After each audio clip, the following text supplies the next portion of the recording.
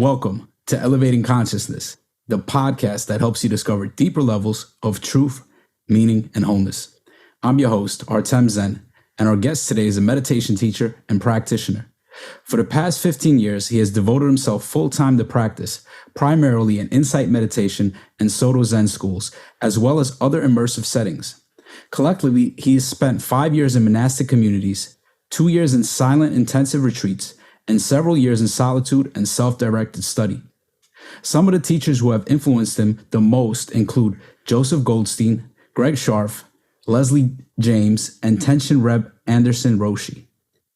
In 2016, after the encouragement of his teachers, he began teaching meditation retreats. During the pandemic, he came up with an inspiration to start Boundless Refuge, an annual 3-month silent retreat dedicated to transforming suffering into peace by practicing the middle way. When not teaching or organizing retreats, he devotes substantial energy to meditation practice, engaging with spiritual mentors and continuing his study of various spiritual modalities and traditions. North Byrne, welcome to the show. Thank you very much, Artem. Thanks for having me. Yeah, happy to be here with you. And I'll set a little bit of context. Well, I guess our conversation is really about silent retreats and what you're doing at Boundless Refuge. And I actually ran across your site like a couple of weeks before you emailed me. And so it was when you sent me, I was like, oh, I already seen this site like just recently. So I just, whenever I see kind of these synchronicities bubbling up in my life, I take it as a sign that there's probably some relevance here. And of course, you're deeply entrenched in Dharma and meditation, and that's something that's important to me. And that's definitely something that I aspire to have more around me, like people that are so deeply entrenched in this kind of practice. And you've been doing a lot of intensive practice, including long silent retreats and living in monastic settings for a while. I'm really curious, what made you want to engage so deeply with meditation? Were there any pivotal events that motivated you to walk the spiritual path in this way?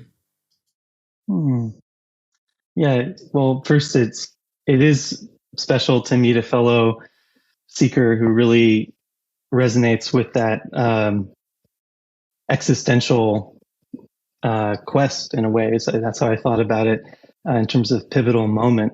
And I didn't have a name for a lot of what was happening for me in my kind of early mid-teens until it was a therapist actually who said, "You're having kind of an existential crisis." And I was like, "Oh, yeah, thank you. That feels very respectful, actually," because it was existential. You know, it was this confrontation with being and feeling like the ways of confronting being that were coming from like my teachers at school, my family, my friends, felt like it wasn't really getting to the root of things at all. And I didn't have words for that. So it was really just this deep sense of dissatisfaction and search that arose very organically from a pretty young age.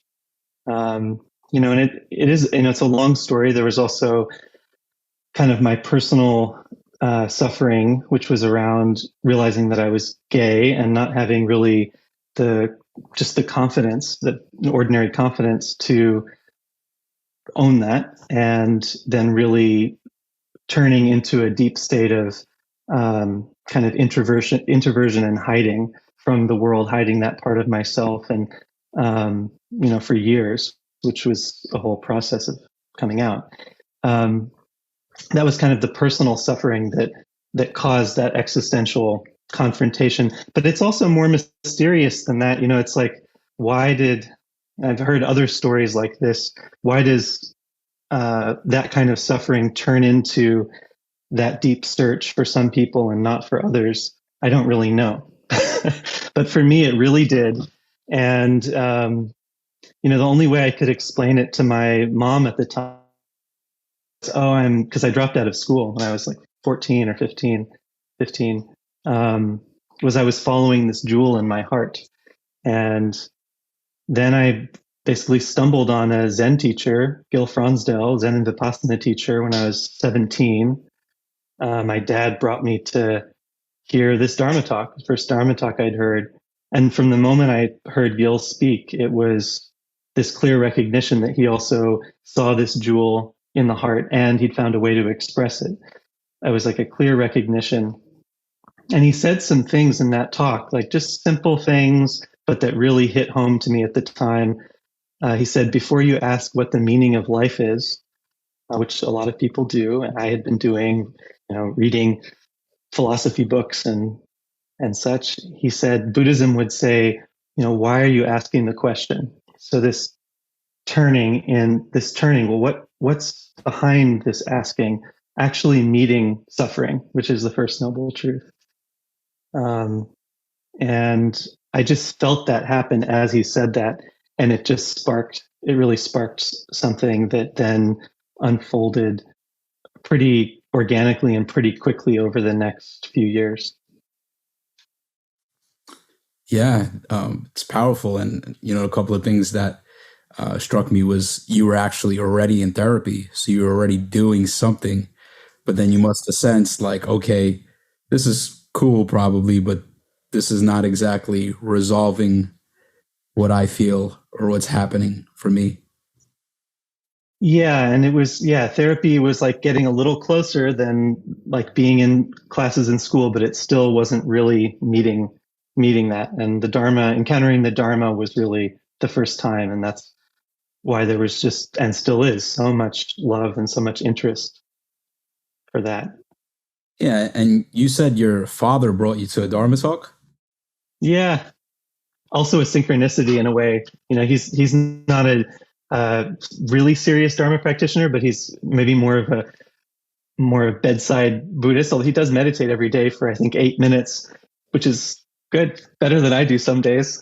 But he brought me, and it was really fortuitous. Maybe he had some sort of intuition or something. Yeah. So, something I've come to recognize in recent years is that there are actually a lot of different types of Buddhism and also different types of meditation, and each produces different results. And so I'm kind of curious to know in what traditions is your background and what are the meditation methods you teach and just kind of your general approach to awakening. Yeah, it's always evolving. It really is, and that's a big and interesting topic, really. Um, I think the heart of it is very, very simple for me. It's very, very simple, which is just nowness. Really trusting now, and our minds have many ways of not doing that, and our being also has many ways of not doing that. But there's something deeper in the being, like deeper, maybe consciousness or whatever the name is, our kind of stance towards life, which can be in a state of real trust and openness to what is, to just what's happening, or it can be kind of bracing on a deep level, resisting, bracing on a deep level. And that's how I see and understand ignorance and craving and the suffering that follows from it. And that's what can be really transformed, is our relationship to what is arising and really to ordinary life. There's I've actually really I've studied pretty deeply in both the insight meditation and Soto Zen traditions, which are different, which do present quite different understandings in certain places that can be pretty confusing to the mind, have confused my mind at times. And so, but actually the thread has been that trusting nowness. I think that's the living thread of Dharma. And it's beyond the mind. It's beyond the mind. And so these are different. There are those two, and also many other different thought systems and methods and practices, which it can be easy to get tangled up in. But that nowness is really where I see it as being at. Yeah, it seems so simple, right? Just embracing the nowness, and Yeah.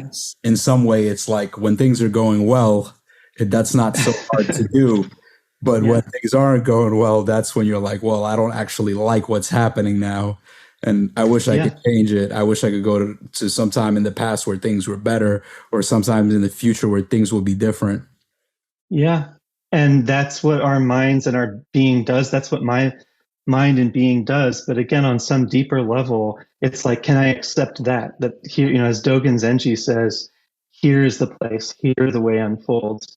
It's that connection to actually settle down with what is arising in the mind. And a lot of the time, it will be some form of non acceptance.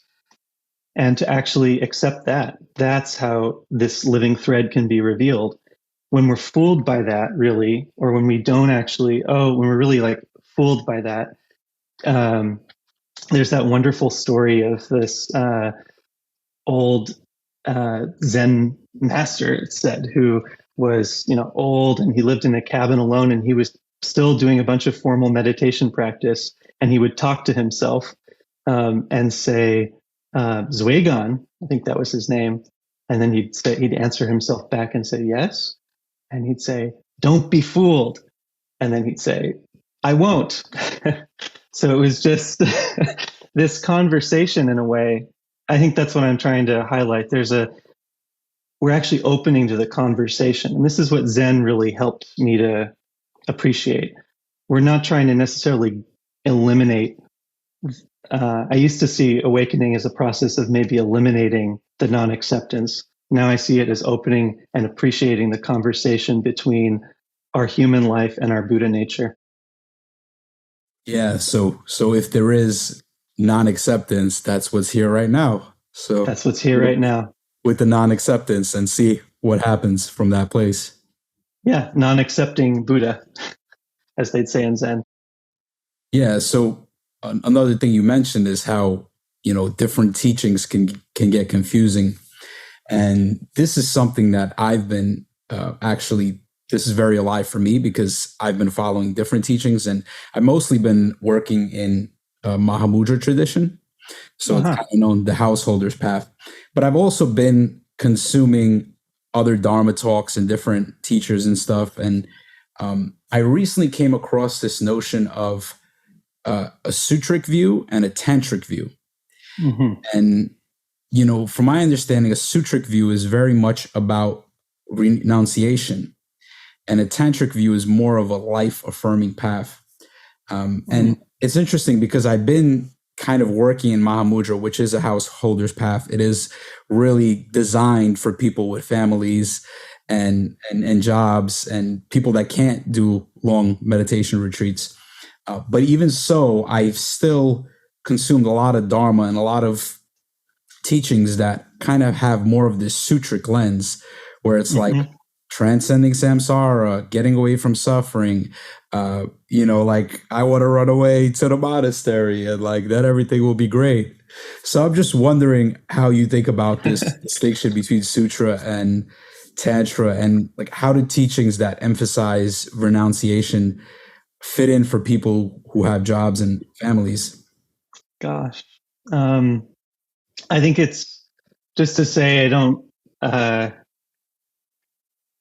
it's a really deep question, and I want to be respectful also of different uh, ways of holding and responding to that question, because some of the deepest strains in people's heart have a kind of meet this question or in different ways, and as well as whole traditions. And so I want to be respectful of in just really saying what I see, and also that it's really an evolving process. It's just saying, oh, this is what I see.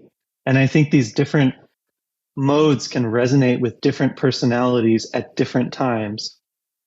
And really what matters is and often what I emphasize is like that this is an intuitive, organic journey. Mostly because that's how it was for me. Everything that has worked in my practice has really been an accident. It's really been an accident. And So to actually trust that there's so much Dharma around, there's so many perspectives. Um, I'm thinking now of there's a one-time Dharma practitioner at Insight Meditation Society. She can be very funny. I was just sitting a 3-month retreat there last year, and she said, better minds than all of you have been thinking about these questions, like the ones you just brought up, for thousands of years. And guess what? They're all convinced they're right. And guess what? They all disagree with each other. So it's the confusion runs deep for thousands of years with better minds than, at least than mine by far. And yet there's also this, so just that's the caveat, but I also have this suspicion that this is like a really important koan for us because it's the seeing that's transformed. I brought some of these anxieties really to Tenshin Reb Anderson Roshi, who's wonderful. This is a disciple of Suzuki Roshi, who wrote Zen Mind, Beginner's Mind. Really a beautiful practitioner who's now been like basically functioning as an abbot for 50 years or long time living in community. And I kind of brought these concerns around this notion of like the 4-stage path model and uprooting defilements. And I was saying, I really feel, this abiding freedom. And yet there's, I still, I don't match this model, which says that certain emotions should not come up anymore at a certain, at this point. This just doesn't square with my experience. And there's some teachers who would say very sincerely, yeah, that's because there's more work to do, or the freedom you're feeling is only a partial freedom or something. That's the soup we're swimming in. And I loved Tenshin Roshi's response. He said, the only impurity is seeing an impurity. The only impurity is seeing an impurity. Which just, to me, it just went right to the heart of what was working and is working in my practice, which is, these delusions, these emotions, these everything is arising, and yet there's this, and yet on the deepest level, there's a freedom here. How mysterious and kind of shocking. And that's kind of where I see that the leap of maybe the leap of this from sutra to tantra, because the sutras are maybe more in the mind and maybe are more a conditional method. Whereas tantra is this leap into nowness, into the formlessness of nowness, into you have these.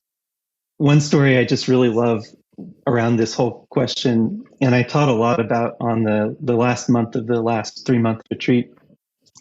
It's the story of Diamond Zhao, or Diamond Joe, you could say. He was he was a real person apparently who was an expert on the Diamond Sutra, and but he heard about these what he thought of as Zen devils up in another part of China who were saying that this very mind is Buddha. And he thought, that is ridiculous. This very mind is Buddha. That's ridiculous. I'm going to go correct them. And so he went on a journey to go correct them. And along the way, it's a long story, but he met some pivotal encounters with some of those Zen devils that opened his mind to the freedom of now. And the first thing he did was burn the sutras. And then he became a Zen teacher and wrote some interesting poetry about that experience and that transformation. So that kind of, it wasn't, the reason I say that story is that that there's a respectful relationship between Tantra and Sutra. It's not it could look like a rejection of the sutras, but really it's more like loving the sutras so much that they bloom in everything and everywhere. And then you become the sutra in a sense. Yeah, it's a beautiful response. And I love that you also brought in the stage models. And I was recently rereading Mastering the Core Teachings of the Buddha by Daniel Ingram, and that book has been really pivotal for me into understanding my own experience and diving deeper into Dharma. And there was a particular part where he was actually talking about the 10 fetters and how like he didn't agree with them or something like that. But that this, circling around to his book, I think the main thing that he's known for is about being open about spiritual attainments. And I think that's like the radical thing that he did with this book. So I'm just curious, what is your take on being open about spiritual attainments? I like Daniel Ingram. I reached out to him like years ago, and he was so kind to hop on a Zoom with me like 10 years ago or something. Because I hadn't even read his book, but I saw this book by Daniel Ingram, the Arahant, and I thought, I like that. Hey, why not? Life is short, and great, lovely man, really generous and kind. And I don't think I haven't really talked to him much since then. But sometimes people who know him or have practiced with him have been coming to the retreat, so that feels like a distant connection. What was the question? Open about spiritual. Well, I was just talking about him because he's kind of like the avatar for being open about spiritual attainments. Yes. Also because his book has been so pivotal for me. But really the question is, what is your personal take on being open about spiritual attainments? Yeah, that's also an evolving response. It just, I agree. For shorthand, I think I agree with a lot of what Adyashanti, talks about on this. I read a really wonderful interview for listeners that you could look it up online, where he really talks in a really lucid way about just how in Buddhist traditions, there's really kind of a taboo against talking about these experiences and kind of the negative effects that can have, and also that there's reasons why that happens. Some of them are useful and positive. People can be mistaken about what they claim. People can make false claims. I don't know. It doesn't seem like a good thing to do, but maybe someone would do it, or make claims in order to gain support in various kinds. So there are things to watch out for. And there's something also wonderful about the intimacy of, this is an intimate path and practice, and it's a mysterious path and practice. So there's something a little bit loud and kind of off about being too brash with talking about, it's like, I have this. Well, that's not the thing. So those are the pitfalls. It can also even lead to a general sense in the community, like a spiritual community, that these things are somehow far off or are not even possible, not even possible. So just want to kind of say that there's like pitfalls and benefits to both sides. But I guess I have, just personally, I have some sort of value of openness, and I think it's been in the spirit of just, I've seen different teachers hold this in different ways, and I've respected all of them. And but I've also been really inspired by teachers who have really kind of owned their experience, their deepest experience, because our deepest experience, which I would call, just a name, but I would call Buddha, or could provisionally call Buddha nature, is everyone's deepest experience. It's the grounded being. And it's something that can really, I have so much faith in the possibility of actually realizing that, and then the value of that for our own life and for the whole world. If we're too shy about it, like, I can see the pitfalls, and those are important to look at, but I can also see the deep value of, like, raising, as they say in Zen, raising the Dharma flag. So it's more risky that way too. And I've seen, it's not always been easy. There's something beautiful about being quiet and humble, but also if you raise the Dharma flag, people will criticize you and people will question you, and um, and you'll question yourself more maybe. And but what I've seen is that it's actually like busted through a lot of my own still stuck sort of personal emotions around being overly shy or meek, false humilities, and to it's a precept in Mahayana Buddhism, as I understand it, to actually not withhold the Dharma treasure, to give the teaching. Yeah. So there's, this is where still there's the element of personality of how the Dharma is expressed through each unique being, even though it's all pointing to this universal experience of Buddha nature. Yes. There's still how it's being expressed, or how the personality, the human is choosing to express it, can come out in so many different ways. Yeah. Thanks for kind of mirroring that back, because that seems really important. It's not to say everyone should be quiet about their attainment or everyone should be loud and raise their Dharma flag. It's really about, actually, I think it's really about just that living, and in so many ways, more than just this topic, it's about finding that living thread of Dharma and then just seeing how does that kind of express itself through our particular life. And it's not about imitating anything. It's about finding that opening to our life and just seeing, how does this express itself? What are all in this big, wide, vast mandala of Dharma and reality? Yeah. It's also like you said earlier that, there's a time where it may be useful to look through a sutric lens, or a time where it may be useful to look through a tantric lens. And in a similar way, I think that, there's a time and place for silence, and there's a time and place for speaking and expression. And it may, a practitioner or a teacher may choose to be silent about their attainments. And at one point and at another point, they may choose to be expressive about it. And they may change between students too. It's on how they sense what's more helpful, what would be more helpful.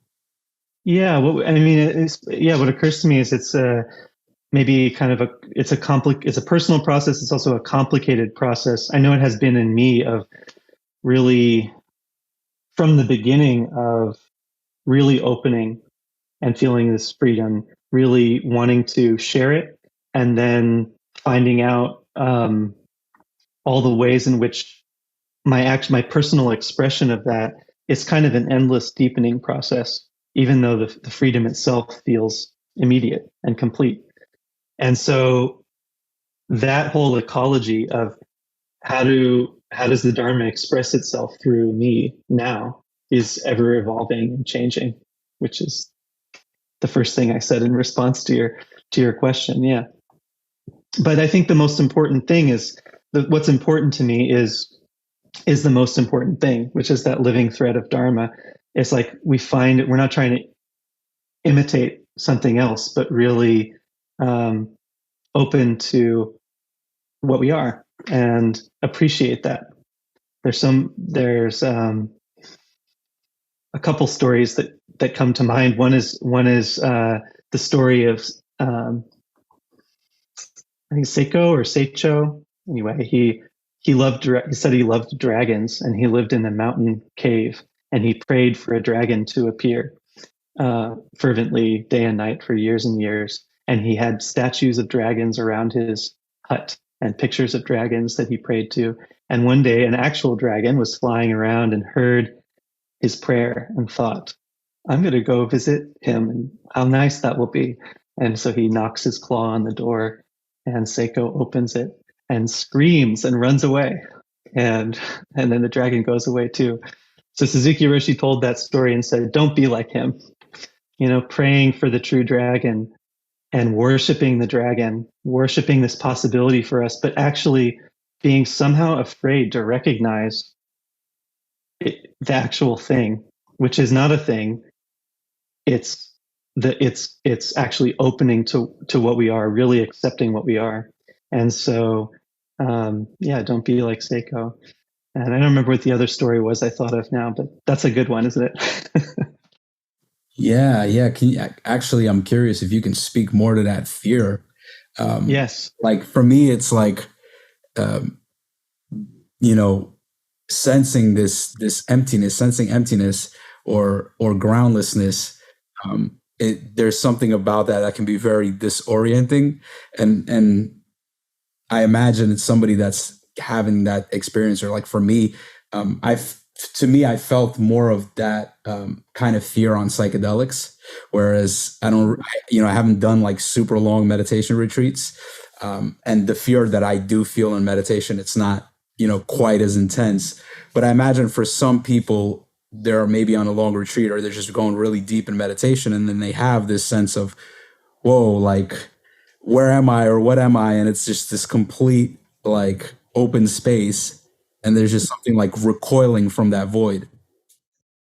Yeah, I think it's really, really deep. I mean, that's why the retreat is 3 months instead of 2 days. And I remember, I was like 2 months, 2.5 of the last retreat, and talking with one practitioner and saying, if we had kind of the time and resources and we thought about this, we could easily go for 6 months, because people were deepening in a really encouraging way, not a scary way, but it takes a lot of care. It just takes so much intimate care. That's the other thing. But anyway, if you're proceeding with a lot of care, that encouraging opening, um, it takes time, and it's a deep, often nonverbal process that has a lot of layers. And sometimes it happens just really quickly for people, but for most people, it's kind of like navigating the territory and circling back around, um, and more of a long term exploration. But Yeah. it's deep. Yeah. I imagine it's like going a little further into the woods and then coming back to home base, going a little further into Yeah. the woods. Yeah. Yeah. Yeah.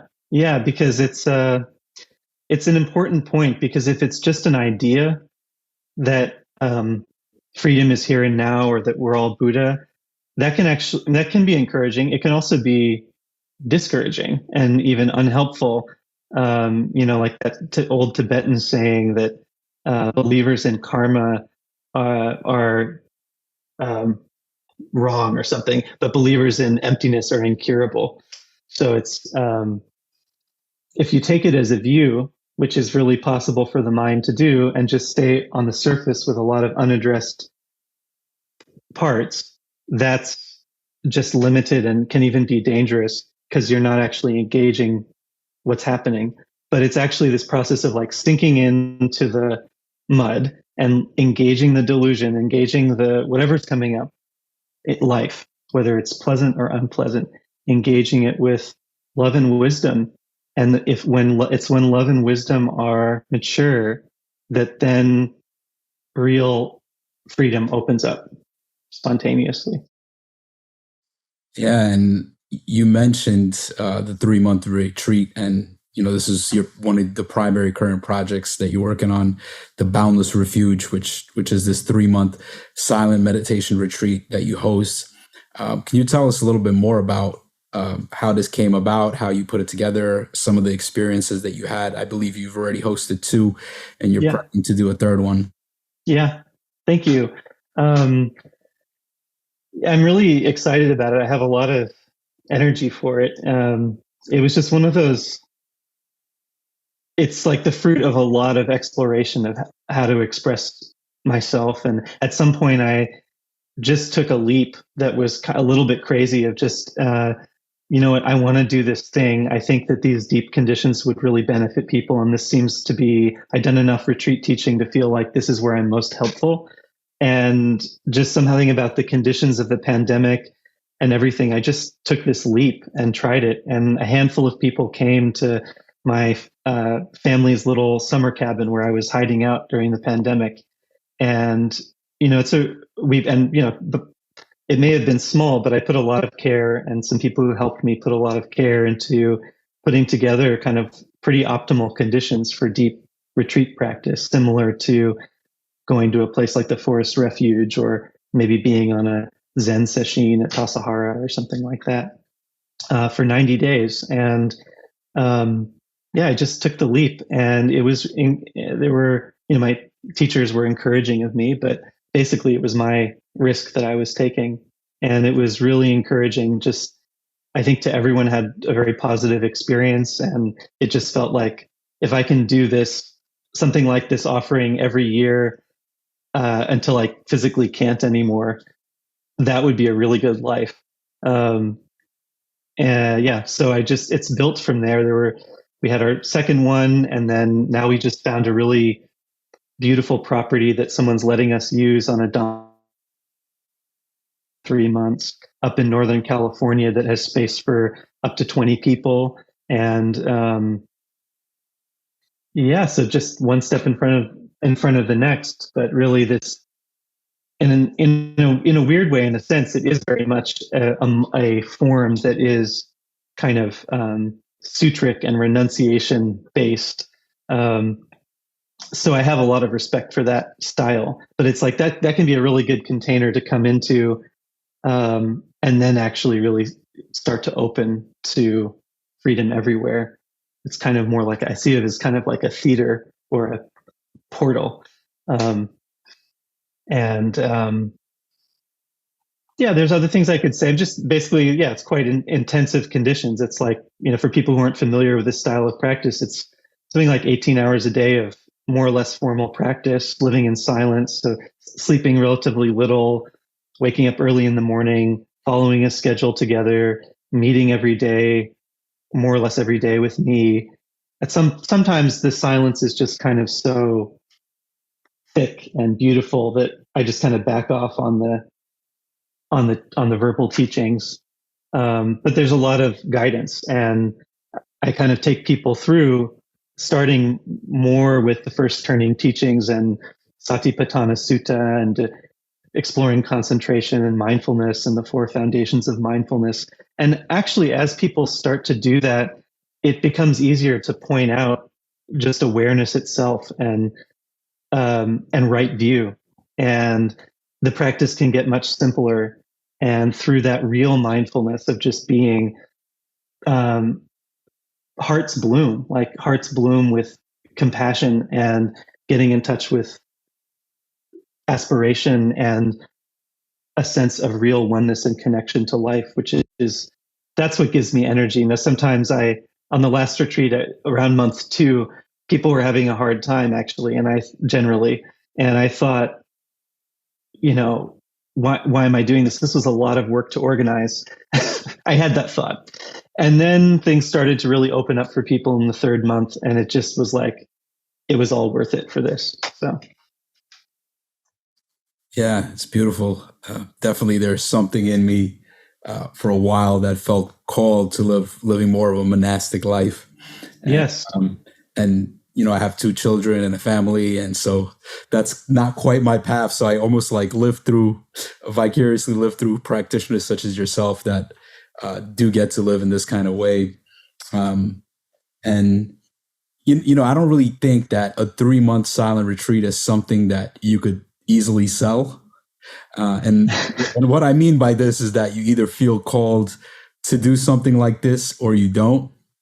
And obviously there's a lot of barriers to just engaging in something like this, from the commitment, the sacrifice, probably decent amount of discomfort that I imagine may come up during such prolonged, intense practice. And, but I'm still curious that, there may be some people that are a bit unsure if this is something they want to engage in. Why would anyone do a 3-month-long silent retreat? What are some of the benefits that you've seen come from such long retreats? Yeah, it's really well put. And kind of, just the people who, it has been hard to sell this retreat. People who do show up are really pretty wonderful people. I have to say, they're really they're already on that path, and they're just like so sincere, and they're really just looking for the Dharma. So it's really a place to meet people who are pretty ripe already, which doesn't mean you necessarily practiced a lot formally, but it's just like that organic process of, of how things unfold. But to people who are a little unsure, yes. So first of all, yes, we're sitting in the fire, physically and mentally, um, and bliss states do come for some people sometimes, but honestly, mostly you're sitting with your neurosis and your difficulties and your desires and all of that, and learning a new relationship to it. And I'm trying to really own that more as a teacher as well. It's like, it's actually not been that important to me. I have had some bliss states and some experiences of jhana and things like that, but they actually personally have not been that important of a part of my path. And I haven't seen them be that there. What I've seen has been helpful is just this sense of real sincerity to meet what's arising with love and wisdom and awareness itself. And that's something we can practice. And so, I think about one person comes to mind for some reason who, this was actually his first long retreat this past time. And he was really having a lot of doubt, just like, this is hard. He was having a hard time. He's having a lot of doubt for the first 2 months. It didn't just pass. And but he was stuck with it. He really stuck with it, a doubt and aversion to the difficult hindrance attacks. But it actually brought me to tears talking to him after a couple months after the retreat on Zoom. He was kind of a different person in a lot of ways. He was so light and cheerful. And he talked about how the retreat had transformed his relationship to other people, that he used to be, as he described it, kind of like, what's in this for me? And now he was relating with a sense of, what can I give in this situation?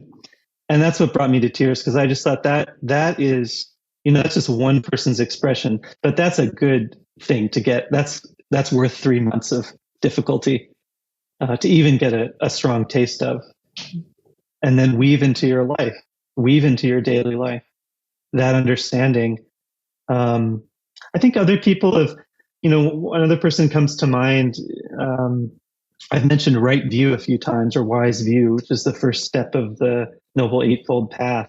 And, wise view can be understood at different levels. But I think what can be really helpful about this particular retreat is really getting an intuitive, direct intuitive sense of what is meant by wise view at a deeper level, a non-verbal level. The Buddha talks about the whole of the teachings can be summed up as nothing whatsoever is to be clung to as I or mine. So to actually, to some degree, basically nourish, we're not trying to force anything, but nourish the releasing of that deep inner grip on experience. And people have had tastes of that, and that's really encouraging, because that's a real taste of wise view on a deep level that then just, I think, percolates through a whole life and practice. That understanding, that wise understanding, that it's not about the experience that's being experienced. It's about this deep possibility of just allowing what is to be what is. As Ajahn Sumedho talks so beautifully about, and he's a Theravadan practitioner coming from the Ajahn Chah tradition, but he just talks in a beautiful non-dual way about how what's being cultivated is the mind that includes everything.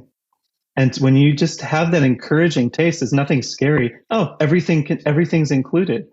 That's what people, can really get out of this is, oh, everything can be included. I mean, it's like, to really feel that opens up well springs of cheerfulness and joy and connection.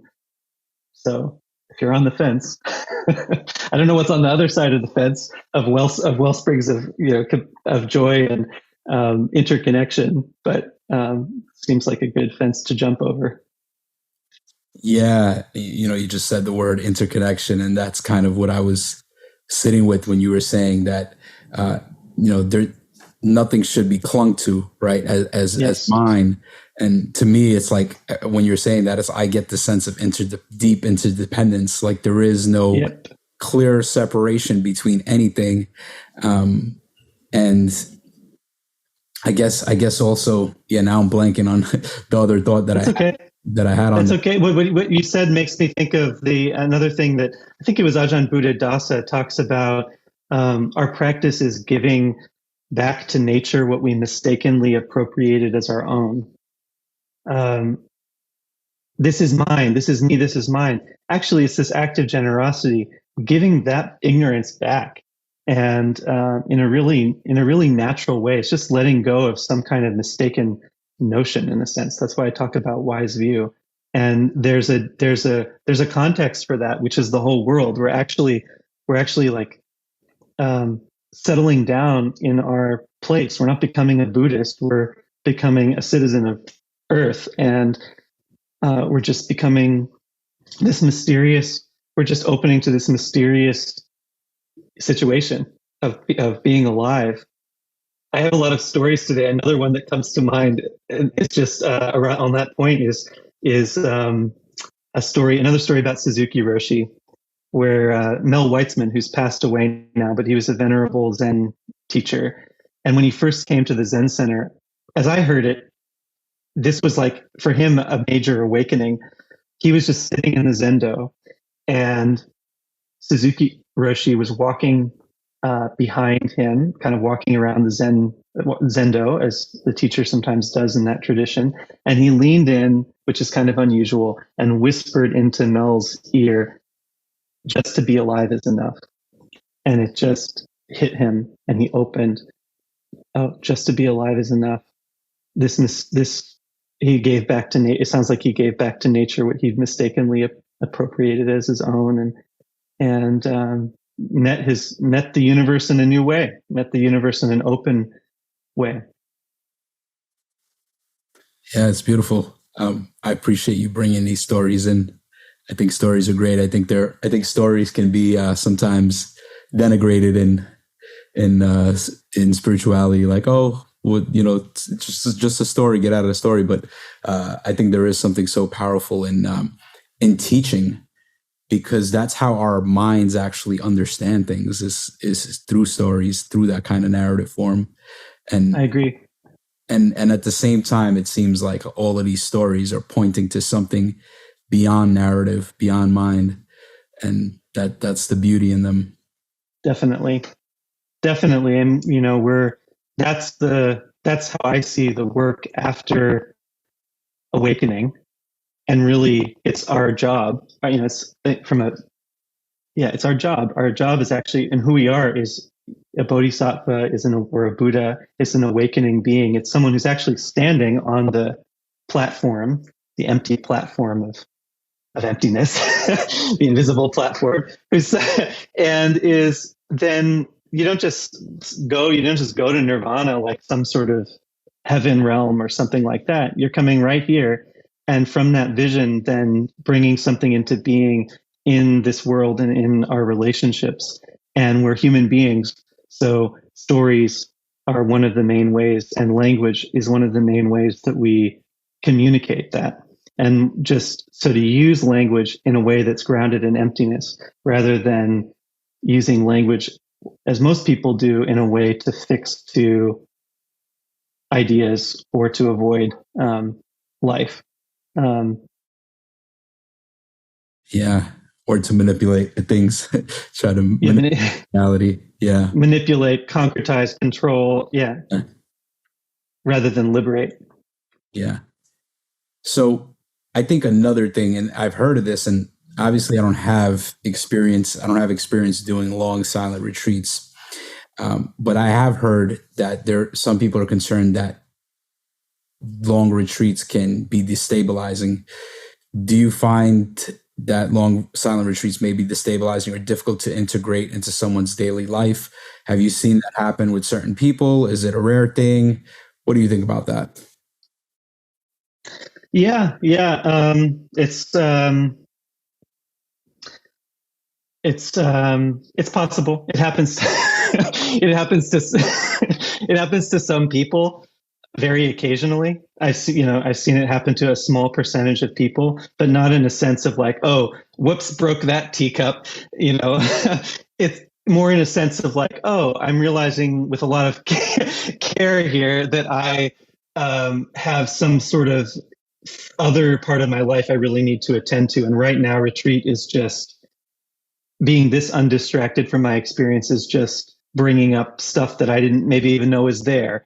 And it's too much to hold, and I can't, and it's at this level of intensity, it's just, I'm losing my bearings here.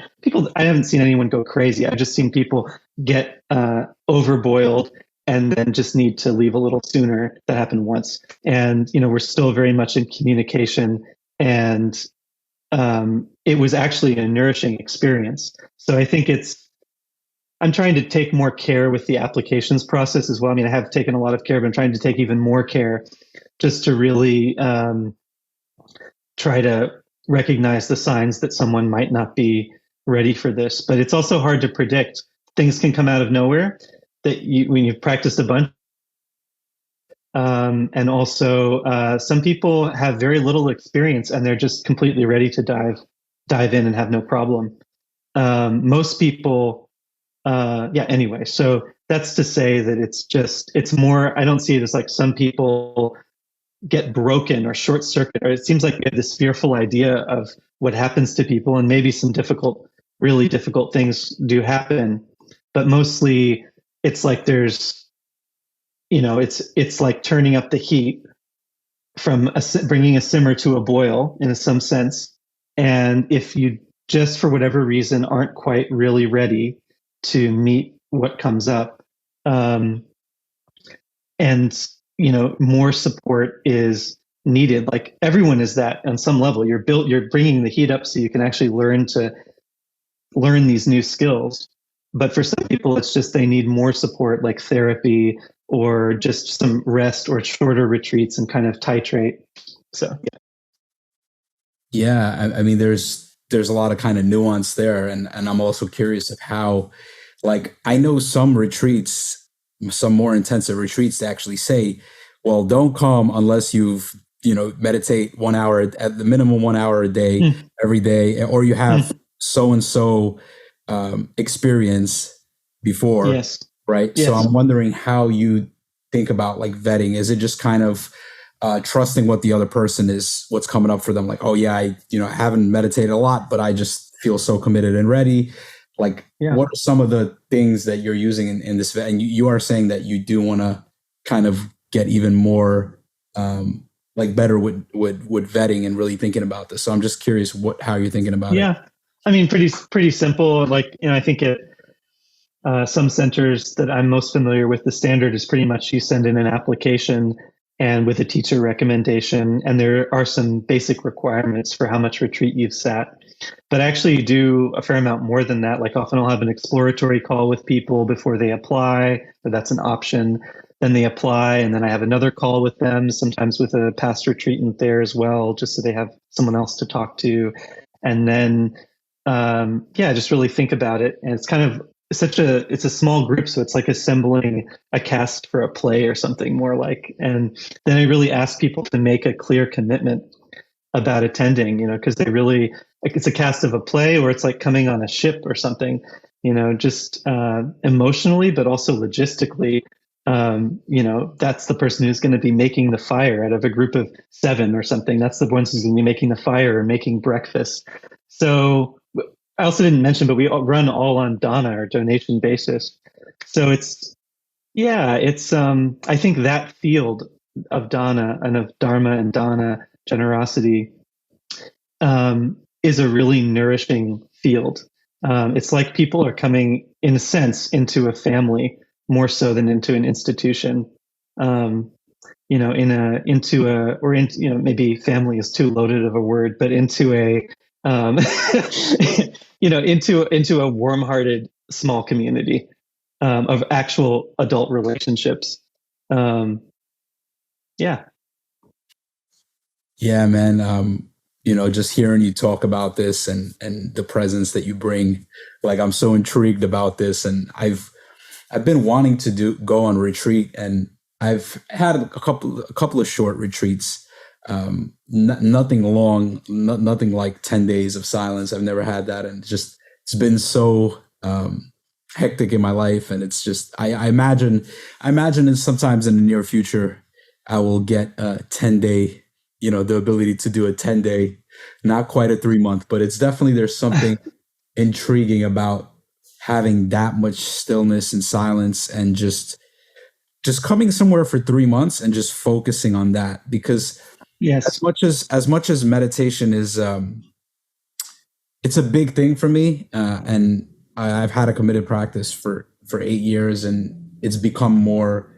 I've become more serious about it, in a sense, more committed to it in the last couple of years. But yeah, there's still so much other things going on constantly. Yes. So Yes. I imagine that there's just something special that happens in such a prolonged period. There is, yeah. I mean, yeah, it's the main thing that comes to mind as you're talking is just this appreciate in many of your questions. Also, what I've been thinking and feeling is actually just this appreciation for your life and appreciation for so-called householder life. And really, I think you have a lot of that appreciation, it sounds like. And yeah, but then you're pointing to this other thing too, which is true, which is it's not to cling to the silence and stillness of a long retreat, but also just the other day I was driving along or something, and I was thinking about this last 3-month retreat that I sat for myself at IMS just this past fall, and there were a lot of moments on that retreat. It was when I was, I was just aware of this, but I was kind of thinking like, I don't know if this is the most appropriate setting for me right now. I don't know that this is a long time, and I'm actually walking back and forth in the basement for hours on end between meals here, and just like it's like what was coming up in my mind is like, I get it.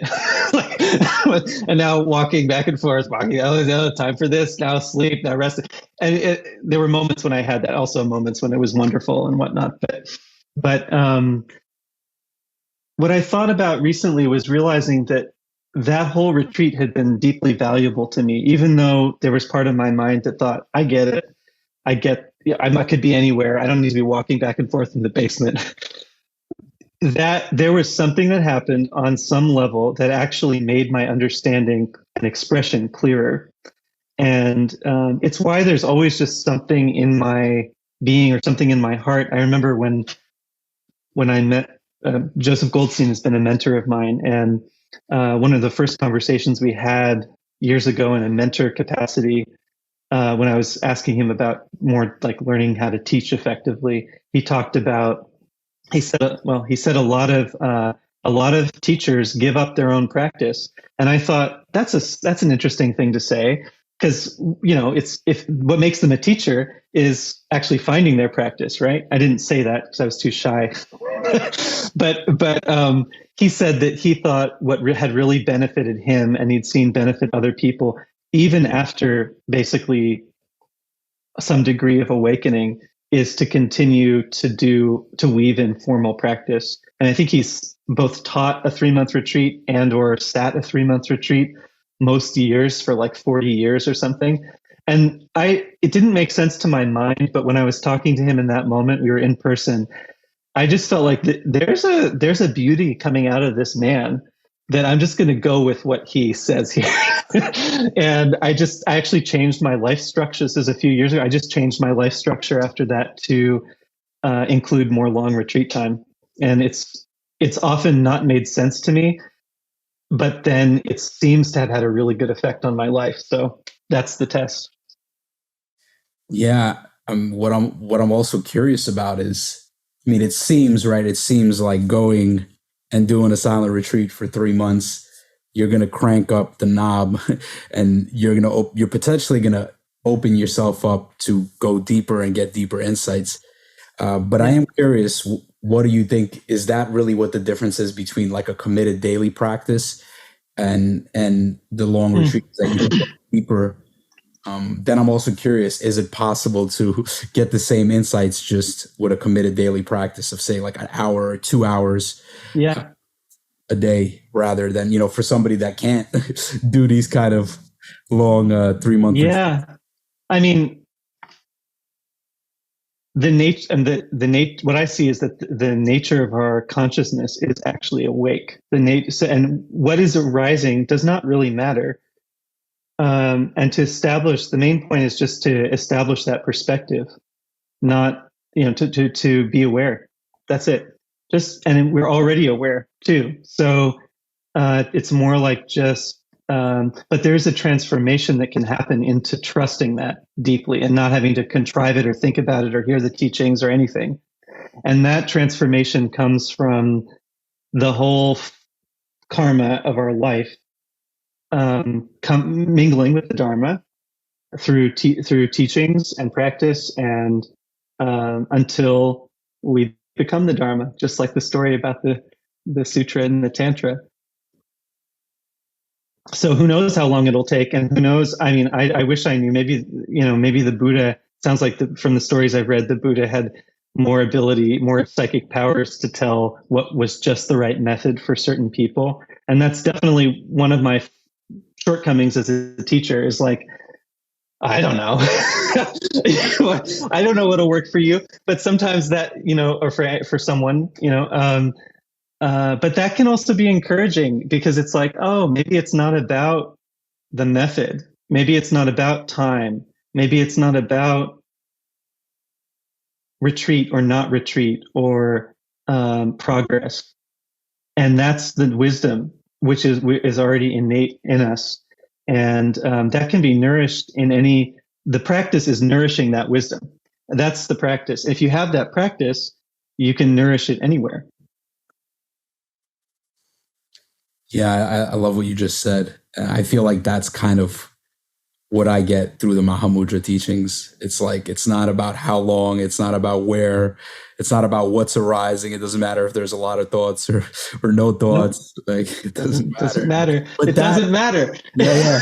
But that realization, right? But actually realizing that, like you saying, we're all already aware, we're all already awake. But the realization, there is something still that there could be this stabilization of it. There could be this deep realization. There could be this constant forgetting, and maybe some moments of like, oh yeah, and then forgetting. So what comes to mind is yes. And what comes to mind is aspiration, which is this different frame on the whole path of practice than method, which as many people are very interested in, like, what's the method and what's the map. But there's this other kind of frame, which I really appreciate also as it's expressed in Zen. Gil Fronsdal tells a story about, because he studied in both traditions, and he studied in Zen, then went and studied in like Mahasi with U Pandita, and then came back to Zen. And he was at a meeting of priests, and he said to them something like, none of you talk about your meditation in the Pandita Rama. Like when people ever talk, they talk about this various states and stages and the nuances of their mindfulness practice, but nobody here talks about their meditation. And he said this to the priest meeting, and nobody said anything. And then after the meeting, a senior priest, I think it was maybe Blanche Hartman or someone, came to him and said, Gil, in Zen, we clarify our aspiration, and everything follows from that. The meditation just follows from that. And Gil's now taught very deeply in both traditions and knows all the nuance and everything. And he says he really thinks it's true that if you what she said is true. If you clarify your aspiration, the rest just follows. Because the aspiration is the force of, and this is my idea of this morning, the aspiration is the force of remembrance. It's the fuel to actually remember. And if you clarify your aspiration, which is something that somehow enfolds the whole ecology of your being at the deepest level, that deep response to life. What is my purpose here? A question like that. What am I here for? What's my purpose? What is this? And there's lots of traditions, like when I say, what is this? Like some Korean tradition where that's all they do for 3 months is you're said to ask from your hara, what is this? What is this for 3 months straight? So it's pointing to something about what's really going on here that's a little bit of a different angle than just, a method, because it's really about remembering something that's already the case and the force of that remembrance. Yeah, it's beautiful, beautiful. I'm also curious. I'm curious, and I don't know if you've had any experiences with psychedelics. I have, yeah. Yeah, Am so I allowed to say that? I think so. it's up to you. Yeah. my podcast, you can say whatever. It's up. I don't know how. It seems like the way Yeah. your life is designed, you could kind of say it. Say whatever I want. Yeah. Yeah, kind of. Yeah. I don't think you're gonna get in trouble. I But would just say I would like to make a plug then for psychedelics, because it's something that I've done in phases, but and actually after a lot of deep meditation practice, and I found particularly mushrooms to be basically like knocked out, depression that had been coming back for my whole life, and really have just been one of the most meaningful things I've done other than meditation has actually been psychedelics. So anyway, I think that for the right person at the right time, that can be really useful. But sorry, what was your question?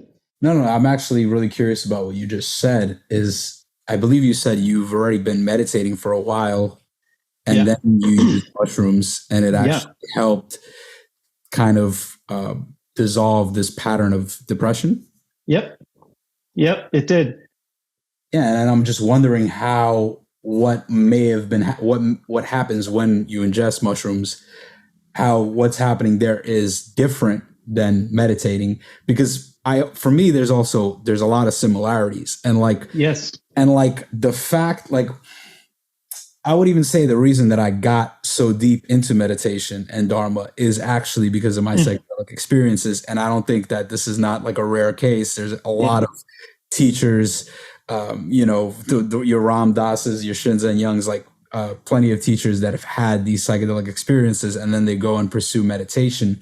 And, and there's a lot of ways to think about psychedelics, and I find that the more nuanced that we can be about this topic, the more gold there is, because it could be kind of this black or white, like either, in back in the day, it was like psychedelics were like, it'll make you lose your mind, you'll go crazy. And now it's kind of become like, well, it's like a magic pill. You take psychedelics and all your problems are over. But there's definitely some nuance there. But yeah, I'm just so curious of like where meditation can do something that psychedelics can, and where can psychedelics do something that meditation can't. Yeah, I'm happy to be talking about this. There's, just to be very clear, I'm not including this in the teaching that I'm doing. It's not a part of that. Just to be clear, this has been my own exploration, and I think that there is a lot of overlap. I mean, I haven't explored a lot of different substances, mostly just the mushrooms, and I found that for me, I've always done it in a very contemplative space. Actually, almost always with somebody else who I was like a close friend, which was really interesting as well, because it was, and I think because of that, it was noticing that, as Ram Dass puts it, it's like going from the head to the heart. And I think that understanding that opens up through meditation is more in the realm of non-clinging to whatever's arising. But you could be non-clinging to, and in fact, the goal is actually to not be preferential, just be non-clinging to what is arising, and find the flexibility of mind to not be grasping after different states. But just because there's not grasping after different states doesn't mean we don't still have the conditioned world. And, we can choose to pay attention to many, as you know, this is obvious, choose to pay attention to many different things. Some are more wholesome, some are less wholesome. They have different effects. It's like digesting different food. And so what I found is with the psychedelics is it pretty reliably forced a confrontation, which is quite similar to meditation in a way.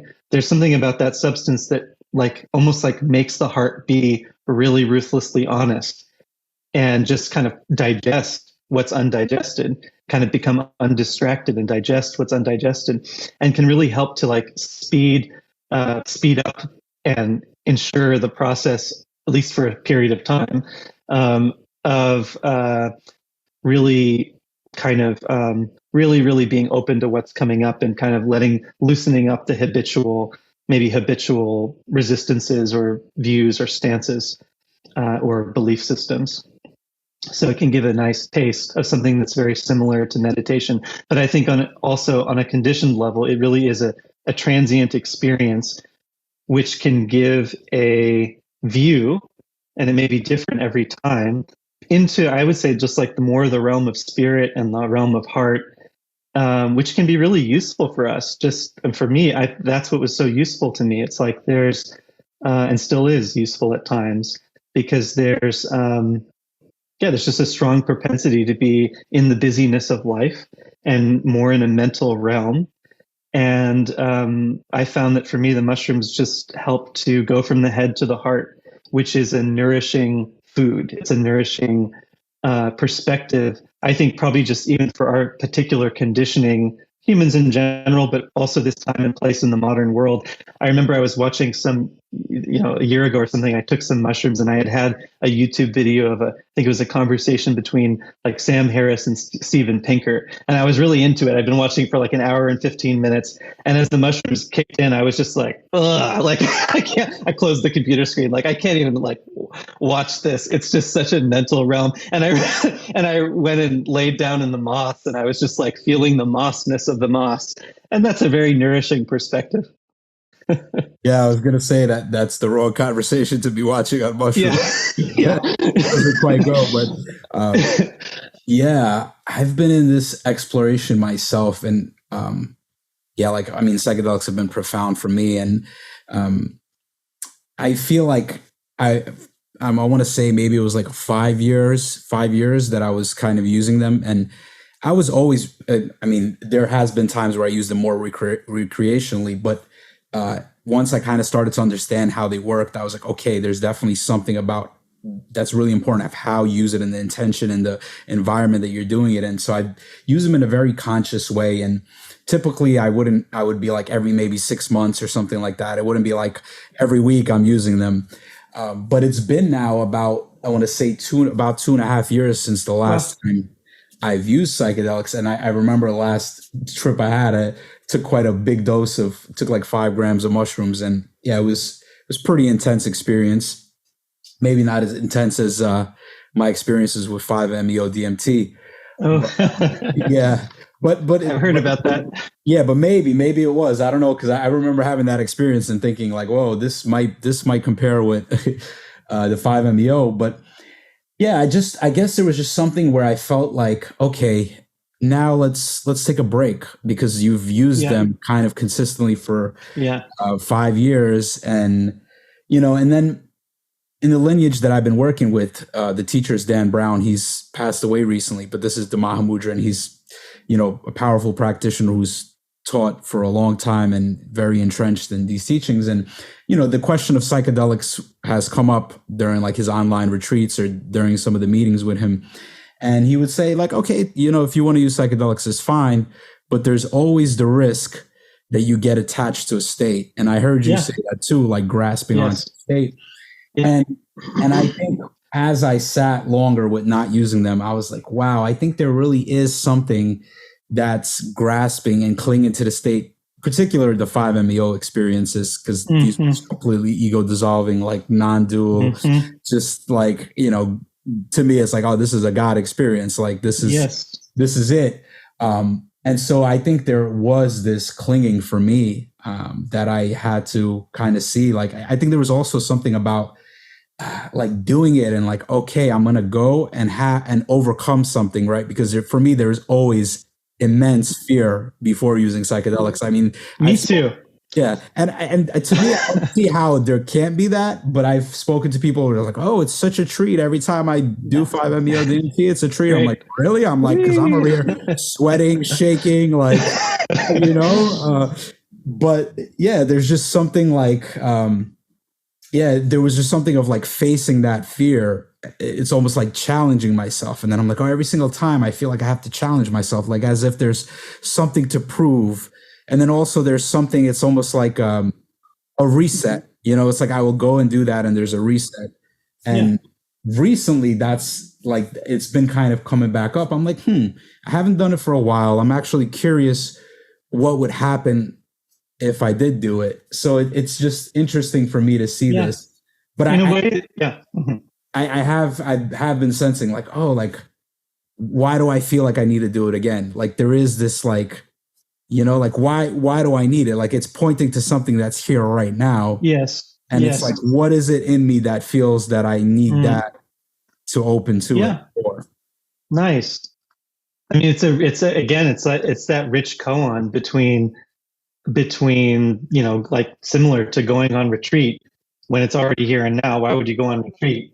There's that wisdom understanding, but then also, as I was saying, like there can be things that just bubble up in that setting. There's something about this is, I mean, it's like, as this has been pointed out before, the spiritual life is paradoxical. And that was helpful when someone just once said that to me. It's paradoxical because it is this dance of form and emptiness. And we're opening to the wisdom, which we've been talking about, the wisdom of non-clinging to whatever is arising.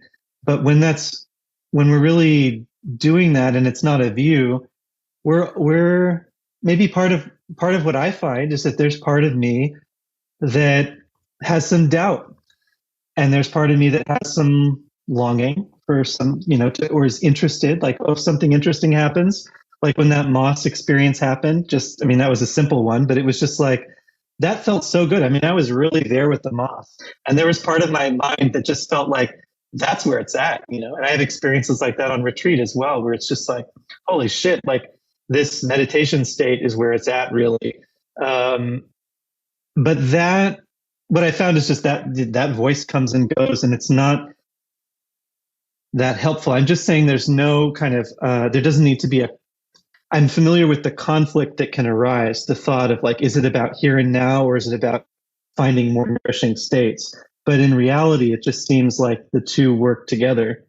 And if we're to really open to the wisdom, you really need to drop ideas about where it's going. You really need to open to now. And we open to now, what happens, which is our life. This is our life.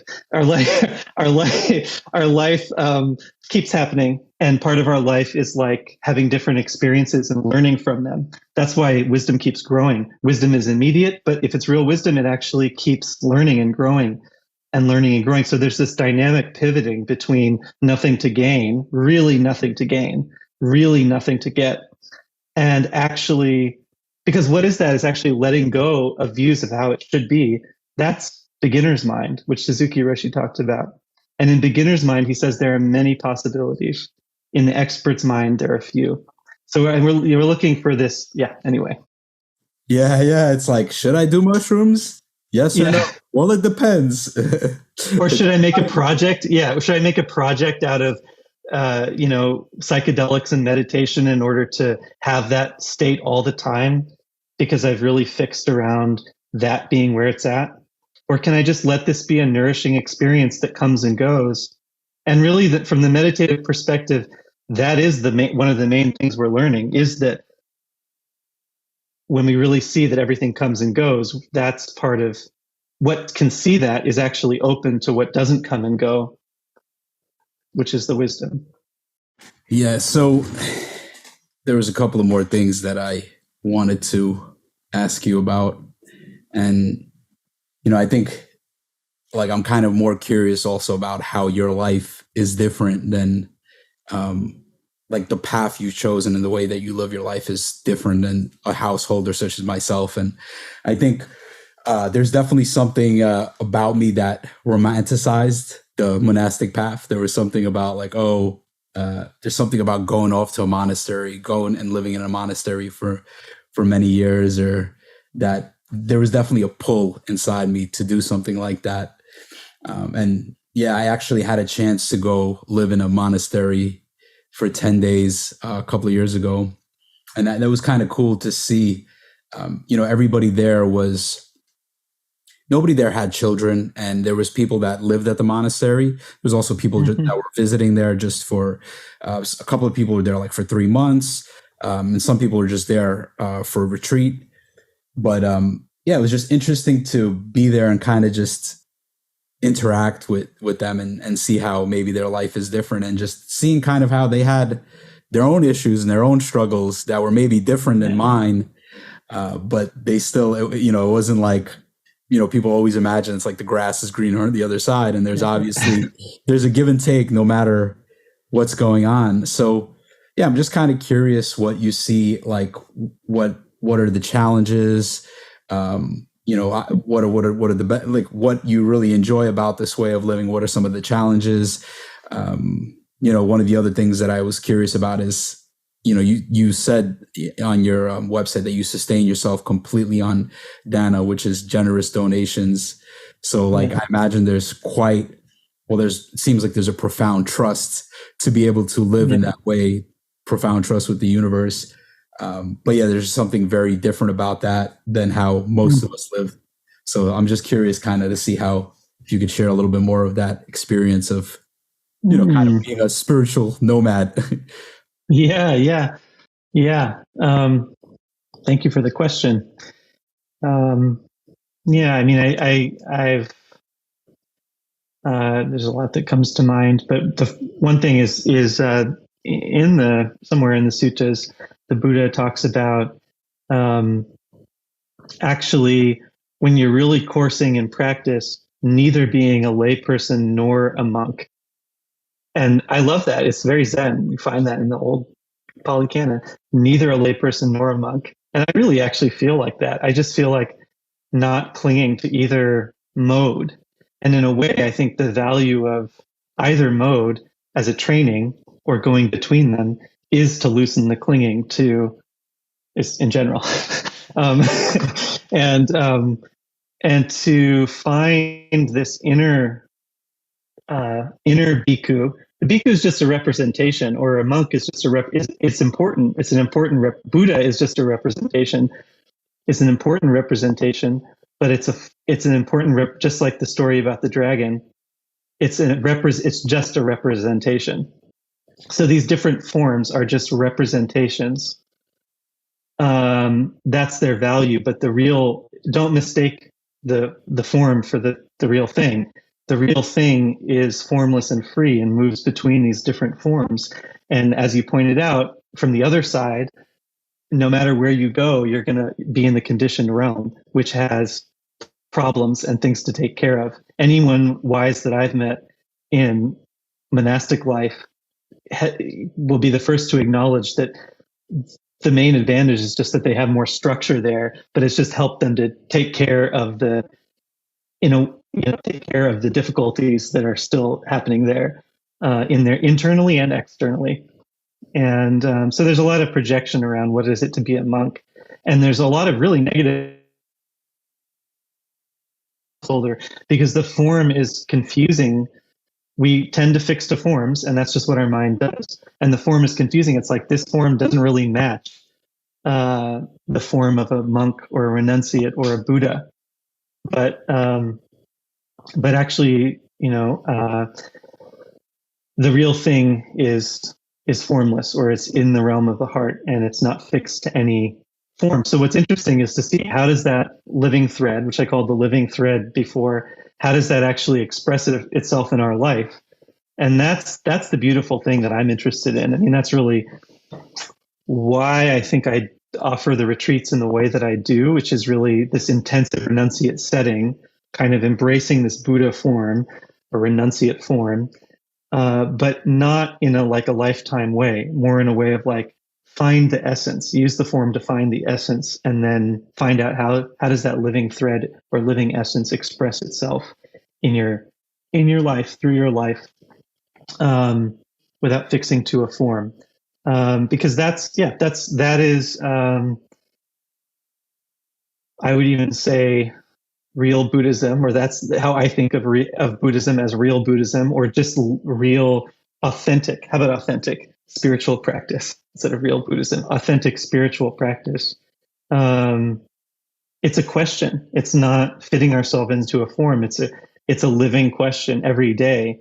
I don't know what I am. I feel open to this weird sort of hybrid lay life. Seems to just be expressing itself out of my practice. And My practice has taken different forms, but yeah, those are some reflections. I don't know if that really gets to the meat of what you're asking. I guess it's just sharing how, yeah, my life is just very much coming out of my practice and also the conditions of my particular conditions of my life and what I've enjoyed doing and not doing. Like people ask me to, like my teacher, former teacher at one time really wanted me to go get a graduate degree in Buddhist studies.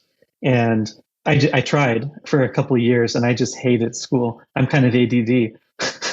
I just hated sitting. I mean, it's like I tried and I understood part of the value of it. That just was not that was not the shape of my life on some deep level, not the shape of my being. And so it's just finding out, oh, what's the shape of my being here? And that's a little mysterious, but the main point I want to emphasize is not trying to fit ourselves into a form, but actually discover what form wants to express itself through us quite spontaneously through awareness and mindfulness. Yeah, it's beautiful. Really, it's interesting how I feel like it's like, language is inherently dualistic. And it's like a lot Yes. of the questions I'm asking, they're kind of like these dualistic questions. But the way you answer it, there's just such, it's just the way you're answering it. It's like, it almost like dissolves the question. Oh, good. That means I'm on point today. Yeah. No, I'm sensing that from you, and I really appreciate that. And you know, maybe the last question I'll ask is, what are some of the questions or explorations that are most alive for you in recent times? And this can be in regards to teaching, practicing the Dharma, or anything else. And another way I can phrase this is like, what are some of your biggest current challenges? Mm-hmm. My first thought was finding a boyfriend. It's interesting being a gay man because there's, especially in San Francisco, there's a lot of abundance of. It's exciting for me. There's a lot of people I can meet. It's exciting, and I've just been really reflecting on, at other times I spend a lot of time living in environments where I don't meet anybody, and it's just the nature of like a retreat container or something like that, celibate container. So now it's kind of like, oh, there's this abundance, and it's a wonderful opportunity to think about, well, what kind of every person is a different alchemy. What's the alchemy that really could make a relationship that lasts in a deep way for a long time in a wholesome way? And then this kind of dance between that inquiry and just the mystery of it all. Like, it's just unfolding, and what happens. And this kind of dance between intentionality around dating and just pride. Yeah, and that's the first thing that came to mind, because that's been what I've been thinking about, and yeah, another. I mean, there's other ones like uh, just building a team. One of the things with Boundless Refuge, that did you ever see the Life Aquatic movie with Steve Zissou? And it's a Wes Anderson film. It's really cute. They run around with these red hats in on this boat, and it's a very quirky film. But I kind of had that vision in my mind for kind of the operations for this retreat project, and it's been really cool. Each year, there's been a different iteration of just people helping me. Often people who've sat some or all of the retreat. And this year's been really special because now we're like half of us working together. Just a few of us are here in person and others are online. And we're just collaborating every day or every few days. And yeah, that's just been an ongoing inquiry, is like how to build a good team. That's something that's always been interesting to me for years, like being crew heads at Tassajara, the Zen monastery, and other places where I've led crews or led groups. Those, and in a way, there's resonance between that and the dating thing. It's like there's this constant feedback of what am I putting out, and what relationship is being built. And I'm just really interested in building relationships that are good and that bring real joy, because I think that I think one of our deepest desires for most people is intimacy, emotional intimacy, a sense of not being alone, a sense of really being met. That's what one of our deepest needs, and it's the same for me too. So actually finding out how to get that requires learning about relationship and learning about call and response, and learning about that not in a setting that's really very easy in a way of being on retreat, but learning about it in the setting of daily life, which is, as many people have pointed out, where everything comes out into the open, if you're honest. Yeah, I really appreciate what you're saying right now. And I feel like, coming into this interview, and I know you're doing these long 3-month silent retreats. And one of the things that's been kind of alive for me that I brought into this conversation is this Sutra versus Tantric lens. And it does seem like this container, this 3-month container, is very much emphasizing this renunciation. And at the same time, when being in connection with you, hearing you speak, it seems like you are very much in relationship with other people in your relation, and that this is an important element for you. So it's almost like there's this way to use renunciation to help us come into the world and to actually make our relationships better. It's not like running away or retreat. Yes. And I sense that. Sense that from the way that you've been speaking and the way that this seems to emanate from you. The Buddha talks about an image of freedom. You probably know this, but for listeners, of the island. And there's an island in the midst of the floods. That's what he talks about. So when we hear that image, we may think there is an island. There is an island in the midst of this flood. But the nature of that, he goes on to say, it is an island of no thingness. So he's talking about emptiness. So the nature of that island in direct practice is actually intimacy. It's opening to the flood. It's only when we open to the flood, that openness is the island, and it's here and now. So that's the sort of bait and switch.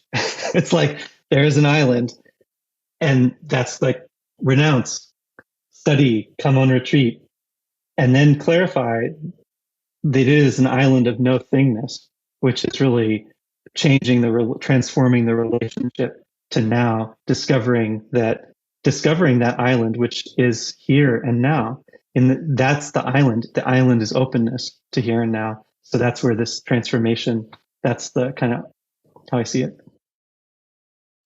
Norv, I really, really enjoyed this conversation, and me too.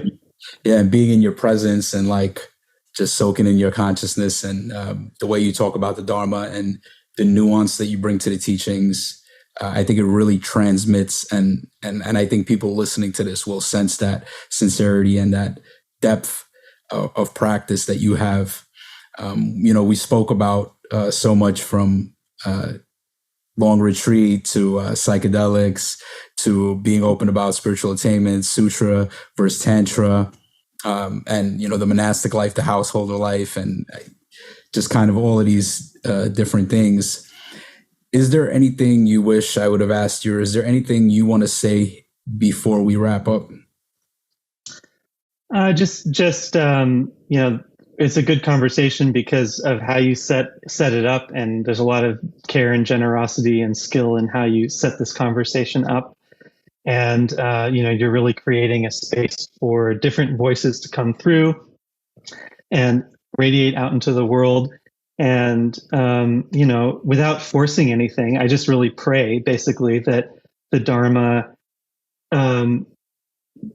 spreads and really touches the hearts of people through many different people, through different lenses. And you're kind of creating that, one of the vessels for that kind of sound, Dharma sound, to go out into the world. I think it's really important. I think it's important to remember, not in a, Suzuki Roshi said, what we're doing here is so important that we shouldn't take ourselves too seriously. but it's really important. And it's like, as you know, and it's even the most important thing. So just to honor, I guess I just want to honor, bow to the spiritual impulse in people and say, don't take it too seriously, and take it, value it, respect it. It's the most important thing. Can transform our mind, transform the world. So, let's practice. Yes. Thanks so much, North. Appreciate Thank you. All the best. Thank you, Artem. Take care. Take care.